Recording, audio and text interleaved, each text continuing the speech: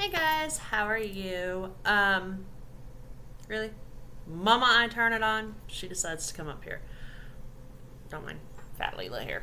Oh, here comes the long one. Um, so I have a case for you guys. This case is a crazy one, okay? So you're gonna have to stay with me on it. It is insane, some of the shit that goes on, excuse my language.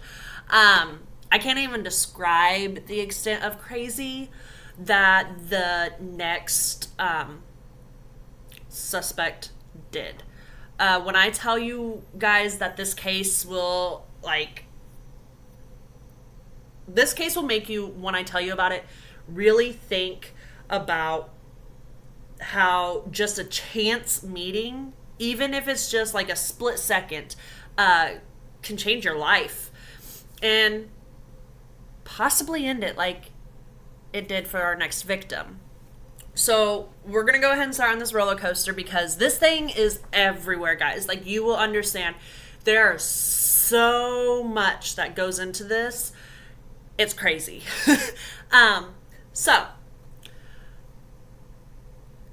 now, to kind of give you a little background of everything, in 2012, Dave Kropa, like I said, I suck at names, so I'm thinking I'm saying it right, was a newly single man after splitting with his longtime girlfriend, Amy Flora, who he had 2 children with, okay? And to kind of get a fresh start, he decided to move to Omaha, Nebraska, where he would start working at an auto repair shop. But even though he was newly single and he was busy with work and he was in a new town, he kind of wanted to meet new people and he wanted the company of a woman, okay? But he didn't want anything serious, guys. He didn't want a serious relationship or anything like that. He just kind of wanted somebody that was there and somebody that he can spend time with, okay? A lot of people do, especially people that go on like Tinder or Grindr, if that's your thing, stuff like that. So it's not unknown. But this is where Dave decided to go ahead and make a online dating account. On this online dating account, he would end up meeting Shanna, who went by Liz Golier. Shanna was also single. She was a single mom and also agreed with Dave about not wanting a serious relationship or anything like that. So they were both on kind of like the same page. It was just kind of be for company and hangouts and stuff like that. And with both of them being single parents, that was kind of like how they started bonding and ended up starting their friends with benefits kind of relationship. This would go on for several months, but then come October 2012, another young, single 37-year-old mother from Iowa would walk into the auto shop where David worked and just change it all. Her name was Cari. Immediately, David would later say that there was something special between them, and he would say that they first looked at each other, there was just like a little spark instantly. Kind of like, I wouldn't say love at first sight because of course he wasn't looking for that, but it was kind of just like, bam, I want to get to know you. And I know that a lot of us have kind of gone through that before. So he would even say that when Cari was showing him the inside of her vehicle, that she was just kind of showing him something in it, they would be standing close together and that you could feel the tension so strongly between them. Like, it was kind of like one of those movie things where the newcomer comes and they're just kind of sitting there and they're just like, okay, it's like a movie. And I don't blame Dave for becoming smitten. Yes, I use the word smitten with Cari, because Cari was a very beautiful, vivacious, and warm woman. So, like I said, no shock. And so, with this connection and everything, before Cari left the auto shop that day, Dave decided that he was going to ask Cari out on a date. And she would accept, okay, yeah, I can feel it. But right away, they both agreed that they didn't want anything serious. They wanted just kind of company. And since they had such a good connection, they're like, okay, this is going to be a good company thing. But not too long after spending some time together, Dave started rethinking his thoughts and about not wanting anything serious. He would then confront Cari about where she stood and wanted to know if maybe she wanted to take it to the next level instead of this friends with benefits. But Cari was like, nope, no, sir, and stood her ground. And after a conversation, they had a adult conversation. They both agreed just to keep the status of the relationship the same, the friends with benefits. Then, on November 2012, Cari decided to stay a few nights with Dave. He had ended up convincing her to stay a few nights with him, and she thought, okay, that's fine, because then she could spend a little bit more time with him, because she did love his company, and they loved each other's company. It was just a really sweet connection, and also it was closer to her job, and she was working on this major project. She was like a software computer analyst kind of thing. So she wanted to be closer because I believe from his house, it was only like maybe 30 minutes or something like that. And then from her house, it was almost like an hour, 2 hours. So it was a long trip. So if she stayed a few nights, she could work on this project, stay a little bit later, come back, sleep, everything like that. So it kind of worked out in the end. Then on the morning of November 13th, 2012, just 2 weeks after Dave and Cari started seeing each other, 2 weeks, this whole thing is going by in 2 weeks. They got that connection. She's staying the night. And within 2 weeks, he's already thinking, hey, I kind of want to move on to the next level with you. Things like that. So the connection had to be pretty dang strong for just 2 weeks. Be like, I want to move from this base to this base, but he's friend zoned pretty much with benefits. So Cari would leave his apartment to go to work that day on November 13th, and she would be heading to work.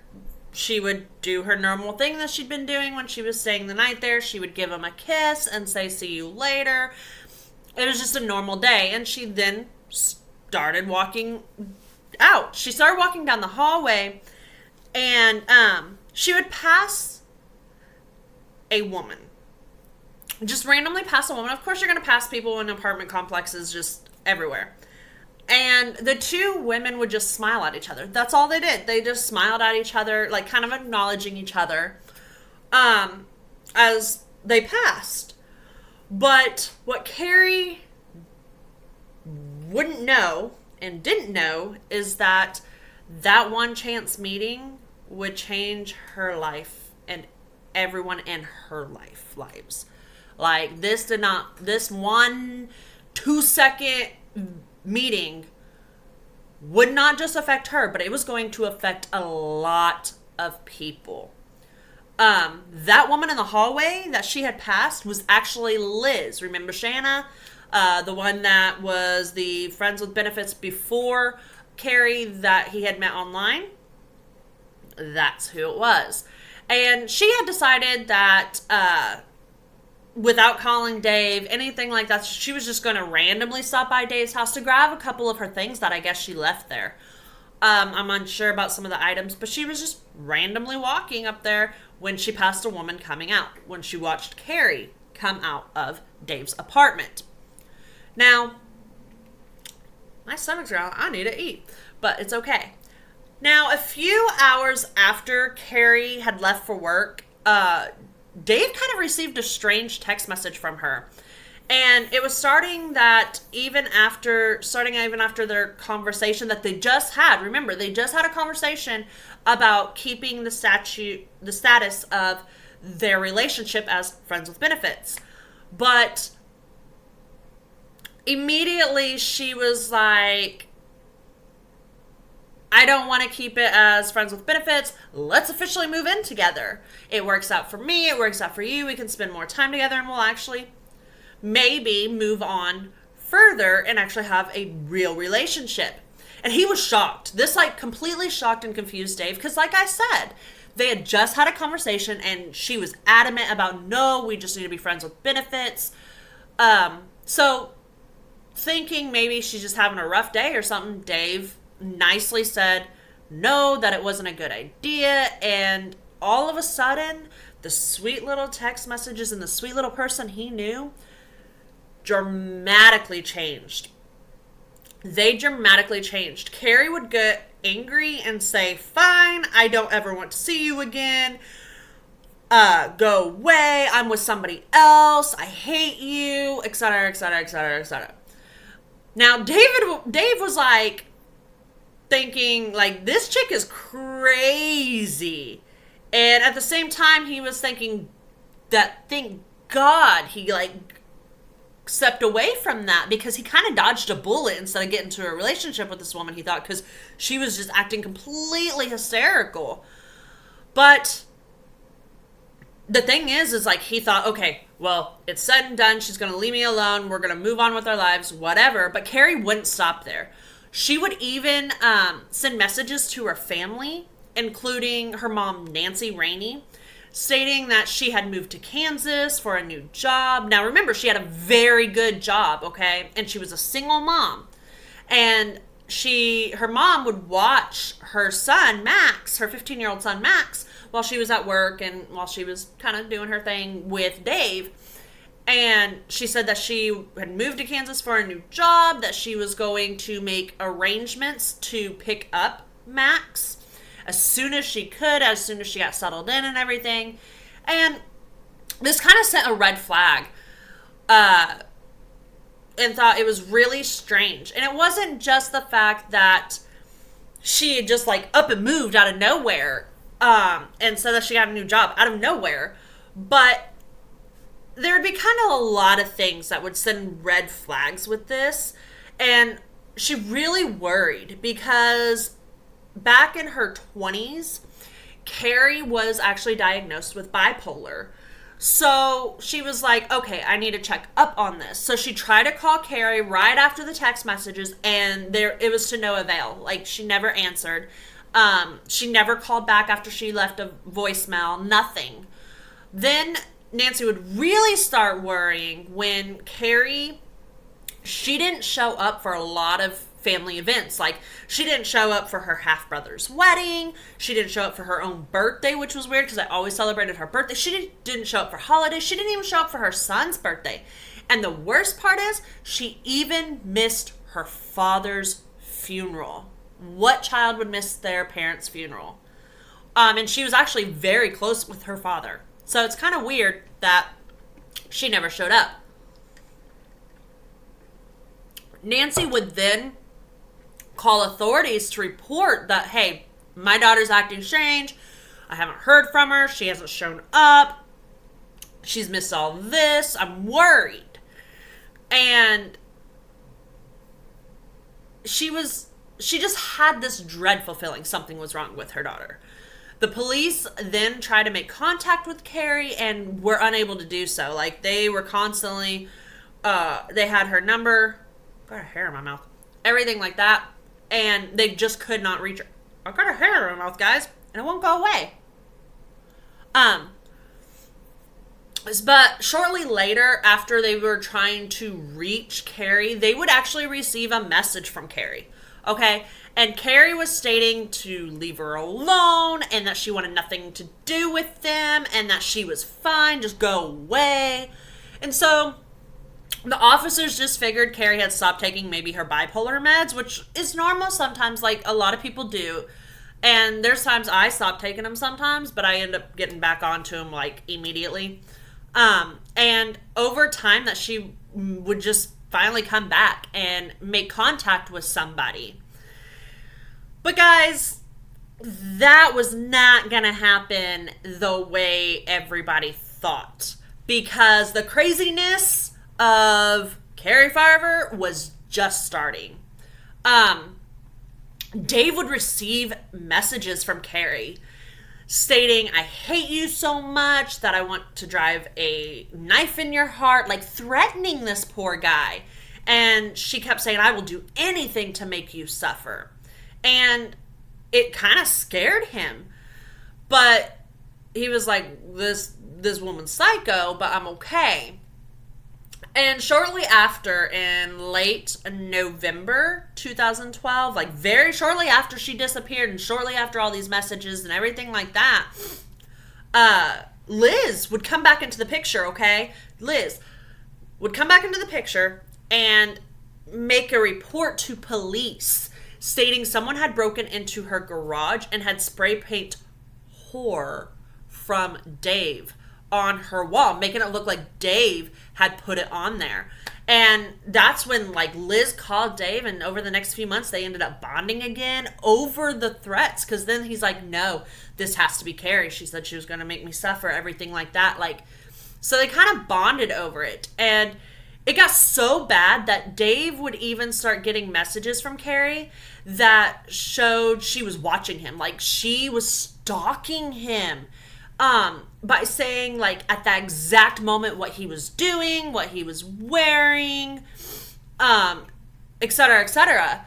And this would happen when he was alone, when he was with Liz. It didn't matter where at work. His work was even vandalized, guys. Like, this woman's psycho. Then in January 2013, Dave would end up seeing Cari's car in the parking lot outside of his apartment. So he would immediately like, okay, I've had enough. Take a picture, because they've already reported these threats and everything to the police, okay? So he took a picture of her license plate. And he called the police, reported it, and when the police arrived, there was nothing in this car, guys. It was like pristine. The only thing they found was a mint container. You know, like the little tiny 10 mint containers. That's all they found. And it would contain one fingerprint. One. And they ran it through. Nothing showed up. It was crazy. Like, nothing showed up. And during this time, since Dave was so paranoid about this woman, like stalking him and threatening his friends and everything, they decided to purchase a 9mm Smith & Wesson pistol. I can't talk today. And he even changed his number. And the messages would stop for a short time, but it wasn't long that they picked right back up. Dave was even receiving emails from Cari. And one time he received an email and a photo about how Cari was going to kill Liz. And the picture that she had sent him was a picture of a woman tied up in the trunk of a car. Shortly after that, he would receive a link to a fake obituary. Like, she made a fake obituary, guys, for Liz. She's going all in this, guys. And so immediately he was so terrified, he called Liz to make sure she was okay. And she's like, yeah, I'm fine. I'm very much alive. I'm okay. But then on August 17th, 2013,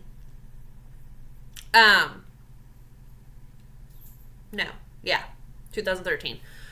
Liz would call Dave, and she was hysterical and an absolute panic, guys, saying that her house was burned down, and she ended up losing her beloved pets. She had 2 dogs, a cat, and a snake, and they all perished in the fire. Her whole house was gone, along with her babies.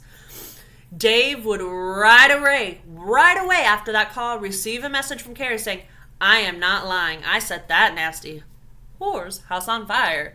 Like, and then she would go, even goes, I hope that whore and her kids die in it. Like, she was so going out of her way to torture this man and anybody involved with him. And like I said, his work was vandalized. He was being stalked. Liz's life was in jeopardy. And everything, it just seemed to be spiraling down a very, very dark road for anyone that was around Dave. There was even one time in January 2014, Dave had an old high school friend over to his apartment. A female friend, okay? And she would say later on that she noticed how terrifying Dave's life had become because his phone would constantly light up. Constantly light up. Back to back to back to back to back to back to back to messages from this woman. And he would just try to ignore them, everything like that. And then shortly after he was not replying to these back to back to back messages, she said that someone tried to go up to their door, the front door, and was like jiggering the handle to try to get into the apartment. And then it stopped. Like, it just stopped. And it really scared her when later on that night they were laying down, getting ready to go to sleep, and then all of a sudden a brick was thrown through the window, one of the windows of the apartment. It scared the crap out of her, and I don't blame her. I'd be fucking like, what the hell are you into, Dave? Like, you need something done here. This is getting out of hand. And so finally in February of 2015, Dave was like, I'm done with it. I need a fresh start. And he needed to get away from all the craziness that came with Cari. And so he decided to start fresh again and move to Council Bluffs in Iowa. But with this move, it kind of put a damper on his and Liz's relationship. Like, he stopped spending as much time with her because, of course, like, she's in Nebraska, Omaha, Nebraska. And even though it's not that far from each other, but he was in Iowa. So during the time of Dave trying to escape the nightmare of Cari, Cari's family was starting to live a whole new nightmare themselves. She would message her mother, and she would she would state how her mom and her were close, okay? Say how her mom was not a good mom to her, that she was very controlling. And this is when Nancy would start to notice some things different in her daughter's messages. So Cari was very, very big on grammar and punctuation, even with her texting. And she was kind of like a Nazi in that way, a grammar Nazi. And her messages were full of errors, misspelled words, punctuation wrong, there was abbreviations, the sentences were not corresponding right. And so Nancy would then try to call her daughter again and again. No answer or call back. Nobody has heard Cari's voice in almost 2 years, guys. See, she disappeared in 2012, supposedly, and this is 2015. Yeah, there's 3 years. 3 years, guys, of this horror. Now, just a few weeks later, Nancy actually received a message from Cari saying that she had sold all of her furniture because she was selling her house, and that she had asked the buyer, that she wanted to ask her to let the buyer of the furniture into the house to get the property. Now, she would even send a photo of a check to show proof of the sale. That way she knew, like, hey, this person actually paid for it and it's not somebody else saying this. And the check was made out to Cari and signed by Shauna Gullier. Okay? Yes, her furniture was sold to the very woman that she passed in the hallway the day that she disappeared, supposedly disappeared. A little weird there, huh? Or you might be starting making connections here. Now, that was something very strange, but was never really too strange to anyone because, of course, nobody knew that the two ladies knew each other. Like, Dave didn't even know that they had that chance meeting. They'd never heard, her family had never heard of the name. I got hair. I don't know if it's mine or the cat's. So, then, now remember, Carrie had a 15-year-old son, Max. At the time of her disappearance, he was 15, okay? And she kept making excuses to pick him up, and she loved her son. Like, he would say that that was his best friend, one of his best friends. And so Max decided he was going to try to figure out what the hell his mama was doing. So he decided to reach out on Facebook and messaged her. And to his shock and amazement, his mom actually sent him a message back and was like, "Hey, little man, how are you?" Like, nonchalant, like, just like nothing's wrong, nothing's happening. And that's when Max decided, okay, let's see something. And so he told his mom that in order for them to keep having a conversation, he was going to ask her 3 questions that only she would know and that would act like a mother would know. And that would kind of prove to him that this was his mother that he was talking to, because it was just weird. Everything was so weird. He didn't know if it was actually his mom he was talking to. So he would ask these questions. And the questions were pretty simple. Like, I even know my kids' answers to these, okay? And so they would be like, what is his middle name? What was the name of their first dog? What's the name of his best friend? And those are easy ones, right?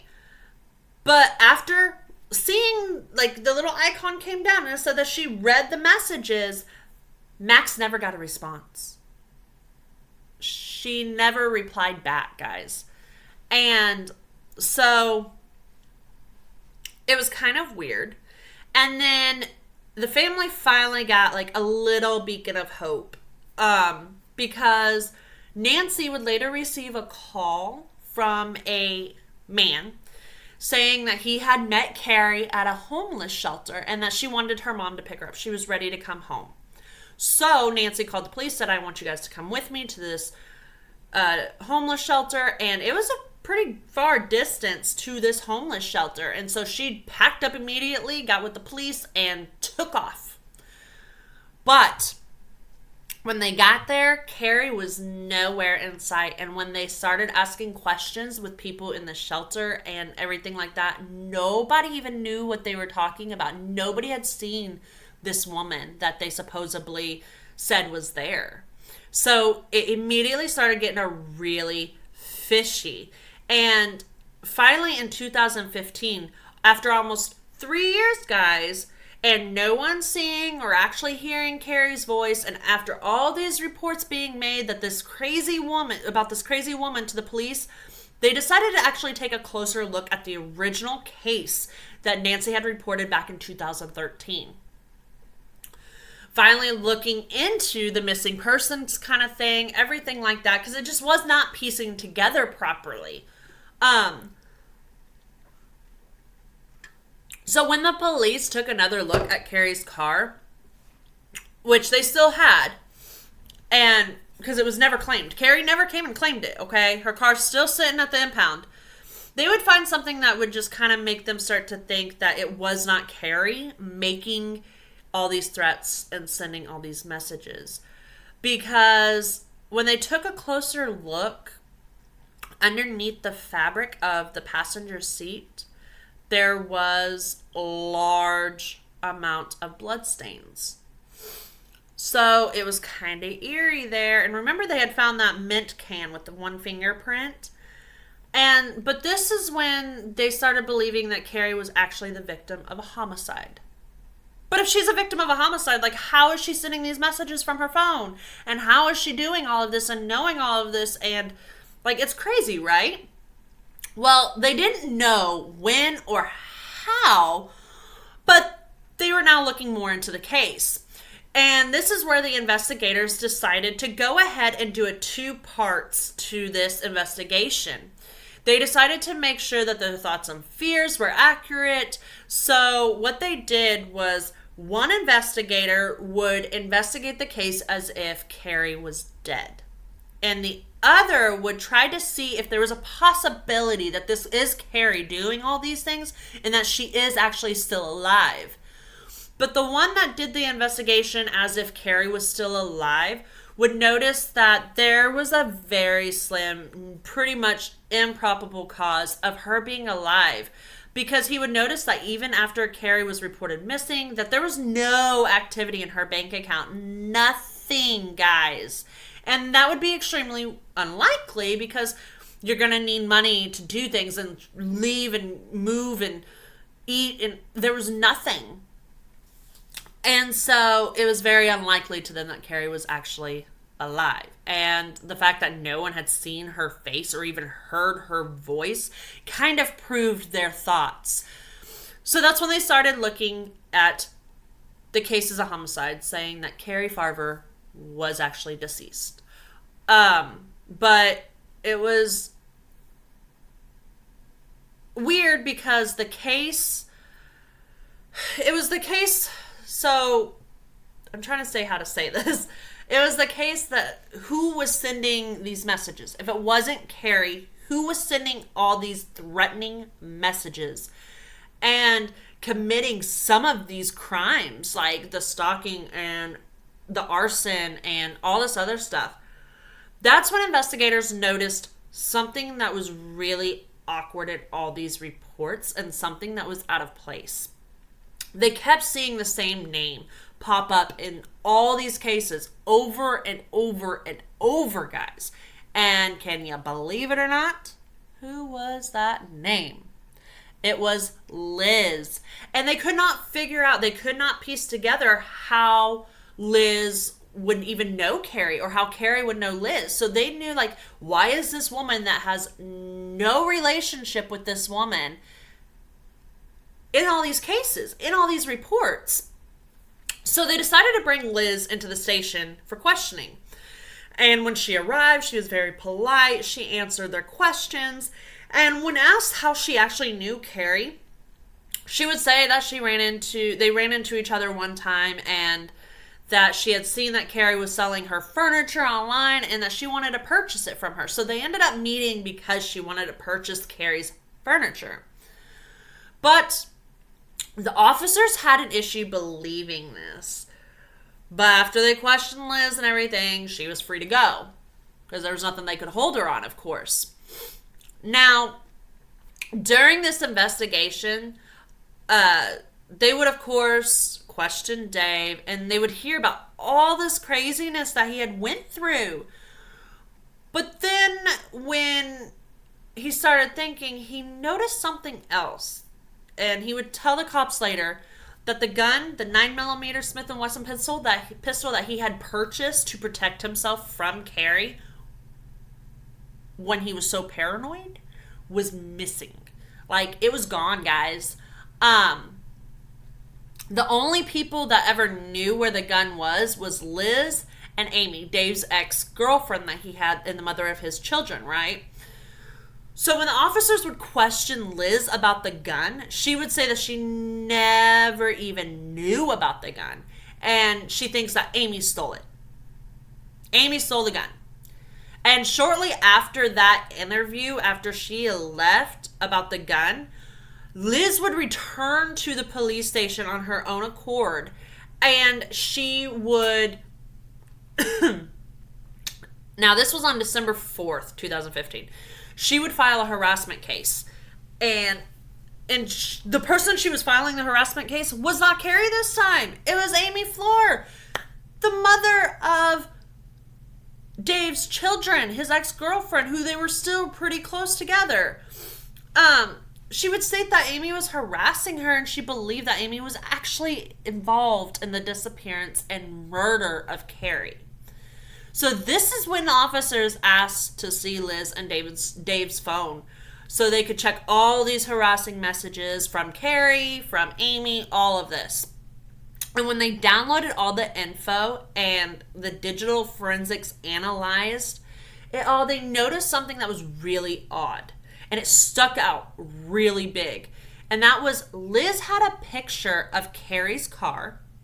She had 20 to 30 fake email accounts and an app that allowed her to make fake texts using another number. And she was even able to schedule when these texts went out in the future. Remember, Dave was receiving text messages while Liz was next to him. But not to mention, there was also a video recording of someone on her later that they would find of someone walking out of Dave's apartment, and it was posted on a YouTube channel under Cari's name. But when they researched the IP address, it was from Liz's house. So when the officials called her back in again to ask Liz about it, she said that's crazy. It wasn't her because she doesn't even have internet. She did not even have internet at her house, guys. And then not too long after that filed complaint and everything like that, a 911 call was initiated, and the operators ended up saying that it was Liz, saying that Amy had shot her in the leg while she was alone at Big Lake Park in Council Bluffs. Why was she in Council Bluffs? She lived in Nebraska, I thought. And why would Amy decide to shoot her after a harassment file? Maybe to cover up her tracks? Don't know. But when Liz didn't know, when she made that 911 call, Liz didn't know that Amy had a very strong alibi that she was not there. And the alibi she had was because she was sitting at the police station being investigated. So how could she be in two places at once, guys? So this is where everything starts kind of like falling apart even more for Liz. And officers did not let Liz in on this at all. Instead, they kind of just used it to their advantage. And they told Liz that if she could help and assist them in getting info from Amy, then they can go ahead and go after Amy. So Liz agreed. And shortly after that, and after she healed from the shot in the leg and was released from the hospital, she would return to the station with emails from Amy. And in these emails, they confessed to shooting Liz. Amy confessed to shooting Liz. But everyone knew these emails were fake. But again, they didn't say anything. Instead, they're like, okay, maybe she was involved in the disappearance of Cari, like you said that you thought. So they decided to tell her that they do believe her and they do believe that she was involved in the disappearance. So they then asked Liz to continue to try to get information out of Amy. And then once again, after leaving the station, Liz would come back, and this time she had emails from Amy describing in gruesome detail, like only detail the murderer would know, of how she murdered Cari. These details, like I said, were so detailed and bad that only the murderer could know, because nobody knows what happened to Cari. Like, how does she know all these details if she didn't do it? So finally, the detectives believed that they had enough evidence and obtained a search warrant for Liz's house. Not Amy's. Liz's house. And that is where they actually would find a camera. And they believe later on that this camera was actually stolen from Cari's house when she went and got the furniture, okay? And again, they would find pictures of Cari's car, and there was a video on this camera of Cari talking about just 2 days before her disappearance, that someone had vandalized her car. So it's making you wonder, did Liz actually know about Cari before passing each other in the hallway? Maybe she was keeping an eye on Dave the entire time. But that's when Liz was arrested and charged on December 22nd, 2016.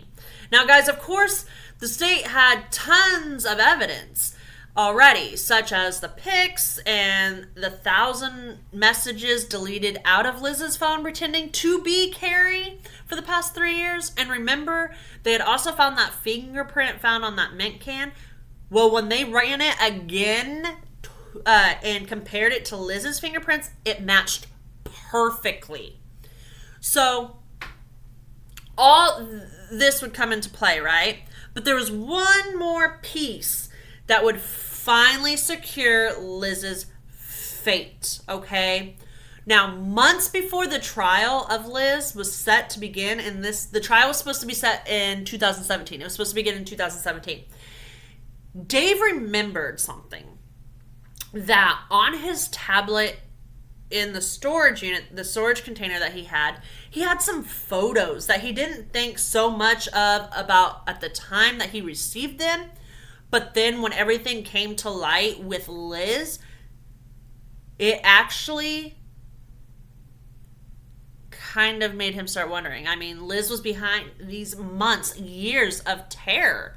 And so when he presented that, he decided, okay, I'm going to show the officers my tablet. And so he presented the tablet to the officers, and they would end up finding a picture of a human foot. And on that human foot was a tattoo of a Chinese symbol meaning mother. The thing is, Cari had the exact same tattoo and had it exact same spot. And then they kept looking, and that is when they found a picture of Cari's decomposing body. Now, since Cari's body was never found, this was kind of crucial for the prosecutors because her body was never found. They still don't know where her body's found. And Liz is not giving that information up at all. So they would really use these photos that they had found on this tablet that was sent and from the Cari to Dave, but it was actually Liz. Now, during the trial, all the details would unravel. They would find out on around November 13th, 2012, Liz stabbed Cari 3 to 4 times in Cari's own car. She would then stuff Cari's body in the trash bag. But like I said, she would never come clean about what happened to Cari after that. From there, Liz would pretend to be Cari, spending 3 years, guys, sending 15,000 emails and up to 50,000 texts in 3 years. Now, that's probably not a lot here lately, but I mean, she pretended to be this woman. Officers actually believed Liz spent 40 to 50 hours a week impersonating Cari. Like, that's a full-time job. She had a job, supposedly, and then another full-time job that she wasn't getting paid for. Liz would then go, and they found out that Liz would actually go and be the one that vandalized Dave's work and vandalized her own garage. She's the one that spray painted the whore from Dave on her own garage wall. But it didn't stop there, because then they would also find that she even went as far as setting her own house on fire, killing her supposedly beloved dogs, beloved cats, and snake. So she killed her own beloved pets, supposedly, to do this, to be this woman and make her seem, to tarnish her name after death and make her seem crazy and try to get to Dave. And it's just crazy. And then they also found out that she actually was the one that shot herself in the femur with the stolen 9mm Smith & Wesson pistol that she stole from Dave. And all of this was to try and cover up the ugly truth that she actually killed Cari the day that she saw her in the hallway leaving Dave's apartment. That's the day she killed her. She knew about her, apparently, before then. But that's the day that she ended up murdering her. And at the end of the trial in 2017, Liz was convicted of first-degree murder and second-degree arson for burning her own house down, of course, and was sentenced to a Nebraska Correctional Center for women, and she would be serving life without parole. Now, I wanted to find something good after learning about, like, this truly evil thing. Like, I always try to find something that was a positive after something so terrible. And what this truly evil woman did was bad. So I really wanted to find something good. And I was able to find out that Cari's son, who was 15 at the time, Max, actually turned into a very smart, amazing young man. He is now a software engineer at a company called Fetch Rewards, which obviously taking after his mom, who was a computer programmer, like I said. And he graduated from Iowa State with a degree in software engineering and data science. Sorry, there was like something in my face. And in January 2018, 2 years after he graduated high school, he proposed to his childhood sweetheart, who he met in kindergarten and is now his wife, Sarah. I believe his mom would be very proud and happy of all his accomplishments. And on that note, guys, thank you. Stay blessed.